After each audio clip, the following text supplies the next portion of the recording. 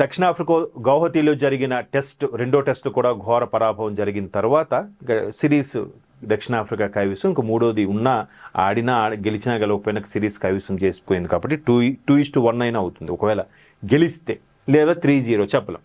So ఈ నేపథ్యంలో కోచ్గా ఉన్న గౌతమ్ గంభీర్ భయంకరమైన విమర్శలు ఎదుర్కొంటున్నారు. గతంలో కూడా గౌతమ్ గంభీర్ 2011లో భారత్కి వరల్డ్ కప్ వచ్చినప్పుడు కూడా కీలకమైన వ్యక్తి అని చెప్పాలి. యువరాజ్ సింగ్, గౌతమ్ గంభీర్ లేకపోతే వరల్డ్ కప్ వచ్చేదే కాదు. ప్రధానంగా వీళ్ళిద్దరూ చాలా బాగా మంచి పెర్ఫార్మెన్స్ ఇచ్చారు.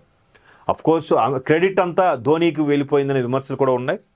ఆ బిట్స్లు జనరల్గా ఎప్పుడో ఒక 3rd డౌన్ 4th డౌన్లో దిగాల్సిన కెప్టెన్ ముందుగానే వచ్చి ఇన్నింగ్ షాట్ కొట్టేసి మొత్తం ఆయనే క్రెడిట్ కొట్టేశారన్నట్టు కూడా అనడం, దాని మీద గంభీర్ కూడా విమర్శలు చేయడం మనం చూసాం.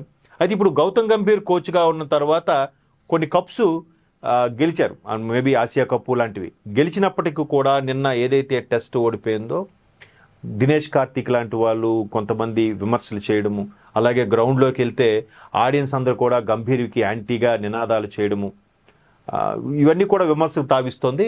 గంభీర్ మొదటి నుంచి కూడా తను ఎక్స్లో పోస్ట్ చేయడము, లేదంటే విమర్శలు పెట్టడము, ఇవన్నీ కూడా కేర్ ఆఫ్ అంటే ఆటగాడే ఈ విమర్శలు చేయడం వల్ల కొంత రకమైన ఈ ధోని ఫ్యాన్స్ కానీ లేదంటే వేరే ఇతర ఆటగాళ్ళ ఫ్యాన్స్ ఈయన కొద్దిగా టార్గెట్ చేశారనే విమర్శ కూడా ఉంది.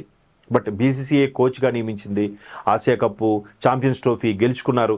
అప్పుడు లేవన్ నోర్లు ఈ ఒక టెస్ట్ ఓడిపోయిన తర్వాత ఎందుకు లేస్తున్నాయనే దాని మీద కూడా ఈయన ఒక కామెంట్ ఇవ్వడం జరిగింది. మొత్తం మీద గౌతమ్ గంభీర్కి యాంటీగా కొన్ని శక్తులు పనిచేస్తున్నాయి, కొన్ని శక్తులు కావాలని గ్రౌండ్లో పంపించి అలా మాట్లాడిస్తున్నారనే విమర్శ కూడా గౌతమ్ గంభీర్ చేస్తున్నారు.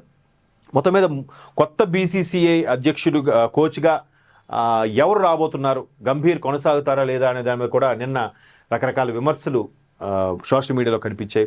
ఆయన కూడా ఒక మీడియాకి ఇచ్చిన ఇంటర్వ్యూలో కూడా చెప్పారు, గతంలో జరిగిన గెలుపులకి నాకు క్రెడిట్ ఇవ్వలేదు కానీ ఓడిపోయిన తర్వాత నాకు క్రెడిట్ ఇస్తున్నారు, ఇది ఎక్కడ వరకు న్యాయం, నన్ను ఉంచాలా తీసేయాలనేది కూడా బీసీఐ నిర్ణయిస్తుంది అనేది ఆయన అభిప్రాయంగా తెలుస్తుంది. మొత్తం మీద ఈ టెస్ట్ ఏదైతే ఉందో, ఇండియాలో ఆడే టెస్ట్లో గతంలో కూడా చాలా కంట్రీస్ వచ్చి ఆడి గెలుచుకొని వెళ్ళాయి.